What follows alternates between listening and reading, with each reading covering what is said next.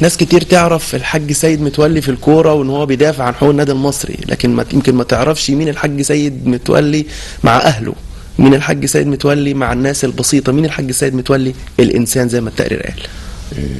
انا عايز اقول لك حاجه، يعني الناس كلها تعرف الحاج سيد متولي راجل بسيط جدا. الحاج سيد متولي يمكن الكل يعرف برضه على مستوى بورسعيد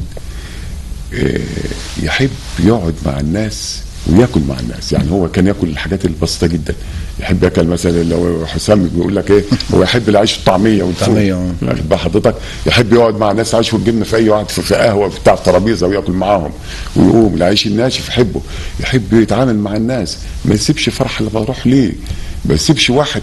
عمر ما في واحد جاله طلب منه شيء ورفضه ابدا. واتحدى لو واحد جالي الحاج سيد وطلب منه شيء والحاج سيد رفض هذا الشيء. يعني الترابيزه تبقى مليانه جميع اصناف الاسماك الفاخره، وما ياكلش الا السمك الشبار الصغير ده اللي هو ارخص حاجه، بس هو بالنسبه له اطعم حاجه في الدنيا الشبار الصغير ده. وبعدين الحاج سيد ده يلتزم بحاجه. ربنا سبحانه وتعالى عطيله موهبه في ايه؟ عطيله بعد نظر، بعد نظر جامد، ودي ظهرت بعد وفاته. الحاج سيد بعد هو في دار الحق واحنا في دار الباطل دلوقتي، حسينا ان هو كان على حق في حاجات كتيره كتيره. يعني بعد ما توفاه الله الحاج سيد النهارده كل حاجه بتتعمل بنقول كان بيقول كذا وكان بيقول كذا وكان بيقول كذا، واتحققت كل الحاجات ديت. حاجات كتير، سواء بالنسبه لاسرته، سواء بالنسبه لعيلته، سواء بالنسبه لبيته، سواء بالنسبه لشغله، حاجات كتيره جدا. يعني بالنسبه لعمله. يعني عايز اقول لك حاجه، اول حاجه يعني بس حاجه الاسره كلنا عمل لها شركه، اسرتنا شركتنا، وكان حاطط، يعني انا مثلا كنت بالنسبه لاخواتي عضو مجلس اداره ومؤسس الشركه ديت. ابنه عضو مجلس اداره ومؤسس عشان اخواته. زوجته عشان ابنها الصغير عضو مجلس اداره ومؤسسه. تبقى حضرتك كان دايما بيحط الشيء اللي هو عارف بعد كده بسنوات انه ما يحصلش فيه حاجه. جميل. مش عايز اقطع كلامك، لكن معايا الاستاذ عصام الزهيري عضو مجلس اداره النادي المصري السابق. برحب بحضرتك يا استاذ عصام. اهلا وسهلا، ازي الصحه؟ ازيك؟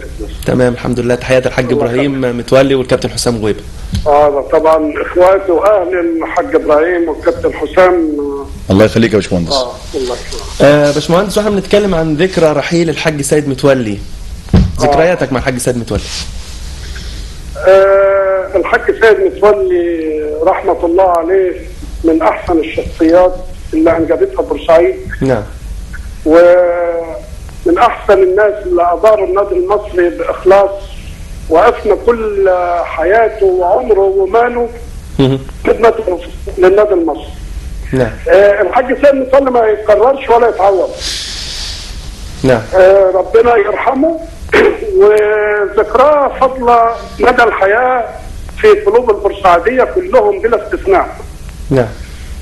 ويوم وفاه الحاج سيد متولي ده كان صدمه البورسعيد كلها، بدليل ان بورسعيد تعدادها 500,000 جنازه، كان فيها حوالي 200,000 بيودعهم ابن بورسعيد الحاج سيد متولي.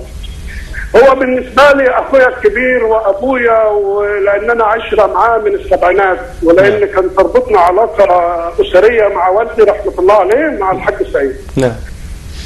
فاللي بينه وبين الحاج سيد يعني كأن انا ابن من ابنائه. وهو يعني حتى اللي حطينا على طريق شغلي لقطاع المقاولات، وهو اللي كان ليه الفضل بعد ربنا سبحانه وتعالى الحاج سيد متولي. نعم. فاللي ليه عندي كتير، مهما اقعد واحكي واقول الحاج سيد ما اقدرش اوفيه حقه بالكلام. كل اللي اتمناه من ربنا ان ربنا يرحمه برحمته ويبارك له في اولاده ويكملوا مسيرته في العطاء وللخير اللي هو كان بيعمله على مر السنين اللي كان عايشها. مهندس عصام الزهيري، بشكر حضرتك شكرا جزيلا. كابتن حسام، هرجع عليك حاج ابراهيم في الجزئيه الاسريه، لكن كابتن حسام انت تعاملت معاه فنيا، يعني شخصيا وفنيا، كان يعني دايما معروف عنك ان انت الاقرب ليه كمان الحاج سيد متولي. شوف، انا يعني النادي المصري طبعا بيتي، فانا تلمست وتربيت في احضان على ايدين السيد متولي الله يرحمه، مع حفظ اللقب طبعا العظيم الراحل السيد متولي. فانا يمكن بزوغ اسمي وصعودي للفريق الاول كان عام 78 مع قدوم الحاج سيد متولي. 79 هو دخل النادي المصري، وكانت اول رحله للنادي المصري. قبل ما اكلمك في الكلام ده عايز اقول لك النادي المصري فتره ما قبل سيد متولي، فتره بدايه السبعينات وعوده من التهجير، كانت فتره حالكه الظلام، وكان النادي المصري بيعاني الكثير، والنادي المصري كان مقهور باستمرار في الهجره وفي اللعيبه اللي هم ابناء بورسعيد، وكانوا بيعانوا كثيرا. الفتره اللي بعدها السيد متولي لما جه الله يرحمه غير من مفاهيم النادي المصري تماما. لو احنا قلنا ان الاحتراف بدا في مصر سنه 90، السيد متولي طبقه سنه 80 مع دخوله اول سنه ليه في بعد الانتخابات ما نجح امام الراحل الحاج احمد المخزنجي. طبق احتراف بشكل جميل جدا. كان كل بلد او كل محافظه لها ولادها، يعني الاسماعيلي ولاده من الاسماعيليه، فريق الاسماعيلي من الاسماعيليه، وكل قص على كل الانديه كده. النادي المصري جايب اول ما الحاج سيد نجح جاب مجموعه اللي هو كان فيها عادل عبد المنعم واينو وعلي حسني وجمال الجندي وجمال جوده وعلي حسن، مجموعه كانت كبيره، وكان دول شبه محترفين في النادي المصري، وكان دي اول مره يتم فيها تطبيق الاحتراف. نمره واحد. نمره اثنين الحاج سيد متولي اول واحد على مستوى الانديه كلها، يمكن يعني نقول النادي الاهلي اللي كان زينا، ان كان كل صيف في فتره اعداد في اوروبا. نعم. كان طبعا ما كانش ولا في الاحلام ان يبقى فرقه النادي المصري بتعمل فتره اعداد في اوروبا، في سويسرا 3 مرات، الدنمارك، ايطاليا، النمسا، عد كل الدول الاوروبيه. نعم. رومانيا، عشان ما ننساش يعني. النقطه الثالثه مدربين على اعلى مستوى عالميين هم النادي المصري على ايدين سيد متولي، واولهم العظيم بوشكاش.